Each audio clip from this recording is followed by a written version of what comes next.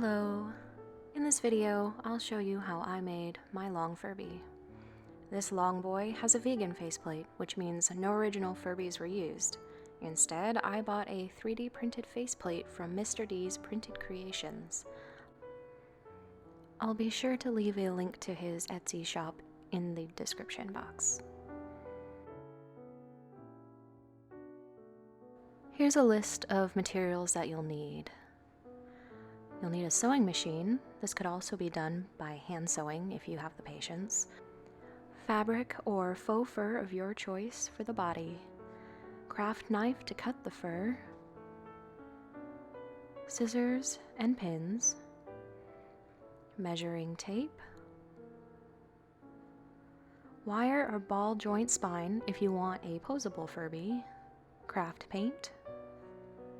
Some type of sealant. A strong adhesive, the faceplate, optionally some felt if you want to add some feet, and some wire. Alright, let's get started. I'm using a pattern made by Boots with the Furb on Instructables.com. I'll make sure to add a link to them in the description below. When getting your pieces ready to cut out, make sure that you're paying attention to the direction of the fur. This pattern has little arrows to indicate the direction, which was very helpful for me. Now you're going to take your crafting knife and you're going to lightly cut through the top layer of your faux fur. The reason being that you don't want to accidentally cut the long strands of fur below, just the matting that keeps it all together. You notice that I'm adding some seam allowance around the outside of this pattern. I found out later that this actually was not necessary, and my Furby ended up being a little bit larger as a result than your standard long boy shape. Make sure that your crafting knife is nice and sharp. You see me struggling a little bit to cut out my pattern pieces because my crafting knife is a little bit older. In hindsight, I should have sharpened it or switched out the blade, but alas, I did not. Cut out the rest of your pattern pieces and set them aside. You'll notice that you need 2 of your front pieces and 2 of your side back pieces. In order to cut those out, make sure to flip over your pattern and then cut them out.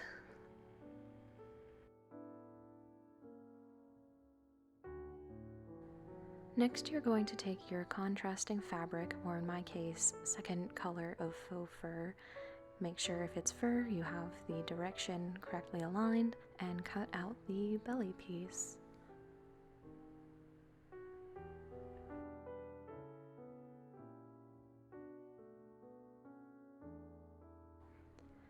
With all of the main body pieces cut out, now it's time to start assembling.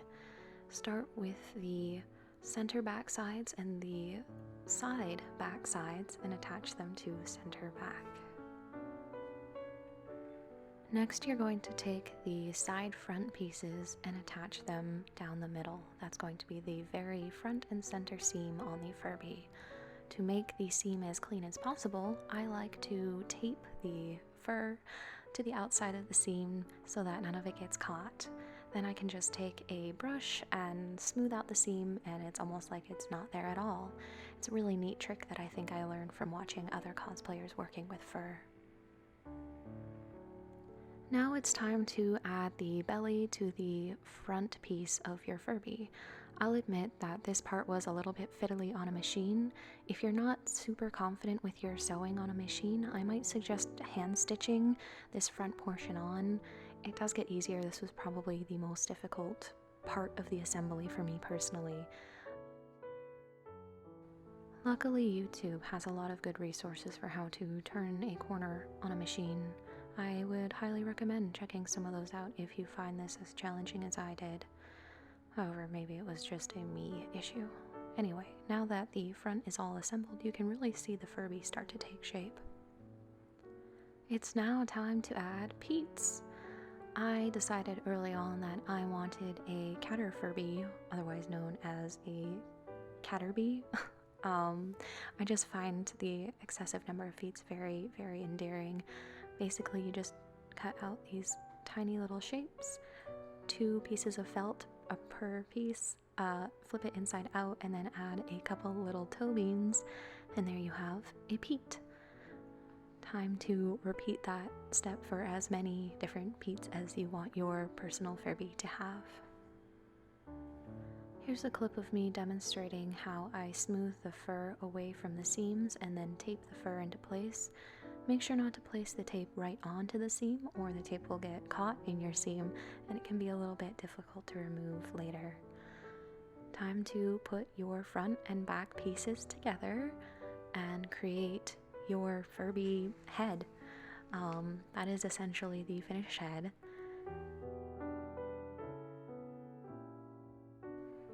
Time for some extra personalization. I'm going to hand stitch these ears on. If you want to know how I made these ears, go check out the video that Kimpatsu Cosplay made on their channel. I'll add a link to the description. Now that the ears are sewn on, I can comfortably remove the tape and really start to see the Furby taking shape. I left the clip of removing the tape in because I find it to be a very satisfying part of the whole process, smoothing out the seams and getting things to look just really neat and clean and professional. Very satisfying to me.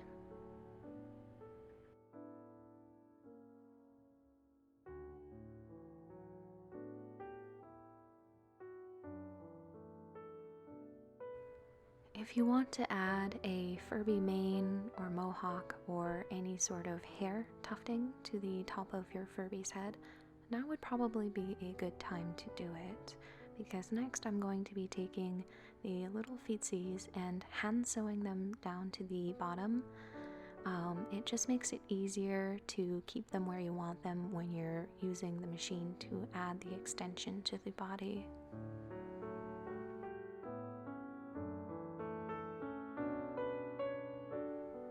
Now you are ready to begin lengthening your Furby, but first I'm going to show you how I decided to paint my faceplate.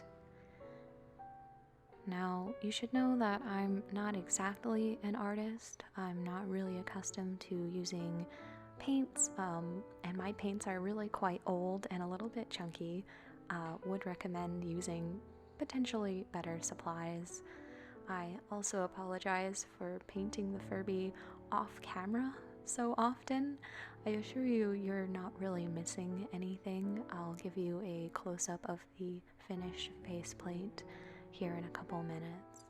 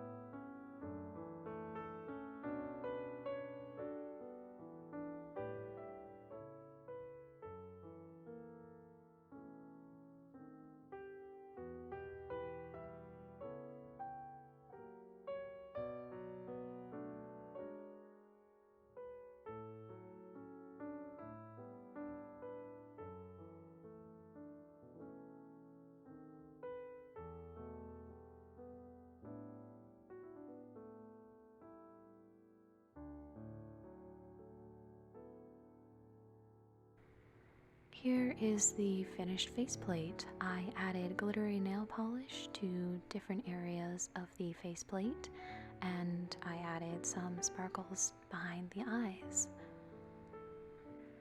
Now it's time to begin the lengthening process. First, you need to determine how long you want your Furby to be. Mine will be about 36 inches because that's how long the armature spine is that I purchased. I'll be sure to add a link in the description to where I bought mine. I decided to assemble my Furby in different segments to make adding in the rows of feet a little bit easier. I determined that each length of segment will be approximately 9 inches. Next, you need to measure how wide each segment will need to be. First, I determined that the belly will be about 3.5 inches and that the body section will be about 15.5 inches. Cut out the pieces for your body and sew the sides to the belly using a straight stitch on your machine. Next, you're going to add the body section to the head that we already assembled. Make sure that your fur lines up the belly section to the belly section, right sides facing in, and that the direction of the fur will be correct when you turn things right side out.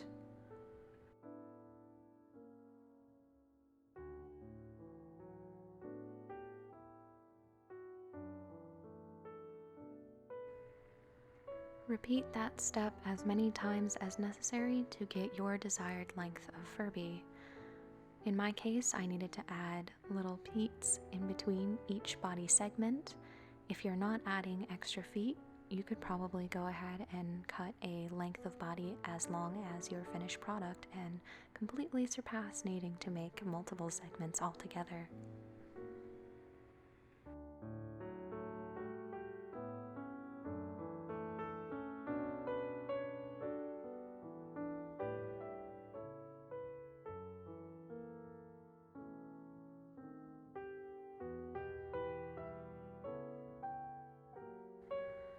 Now that the body is your desired length, you need to make a butt. All I did was measure the circumference of the rear end of my Furby, divide that by 3.14, and then draw a new butt pattern. Stitch this piece on, but only about halfway. You'll need to be able to access the inside of your Furby for adding the spine and faceplate. When attaching the faceplate, you want to make sure that the glue has a strong bond to the Furby skin underneath. So I just used some pins to mark out where I wanted to trim the fur a little bit shorter to make sure that the glue had something really good to stick to. I also cut a small hole in the face where the faceplate will go for added support. I wasn't sure if the 3D printed plastic would be strong enough to hold with super glue, so I also cut out a scrap piece of felt to help it stick to the fur a little bit better. I'll also be adding wires to the back of the faceplate that will connect to the spine armature that I'm putting inside of the Furby. You can see here that I'm going to now glue the wire down to the exposed faceplate on the front side of the Furby and add a strip of felt to the back for extra support.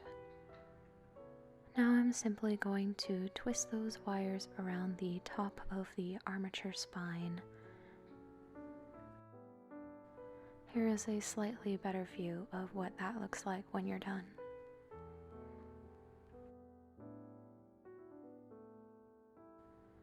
Now, at long last, it's time to stuff the Furby. Keep the spine centered as you're filling up the Furby so that it's not too far to any one side. Once your Furby is as plump as you want it to be, use hand stitching to finish up the bottom.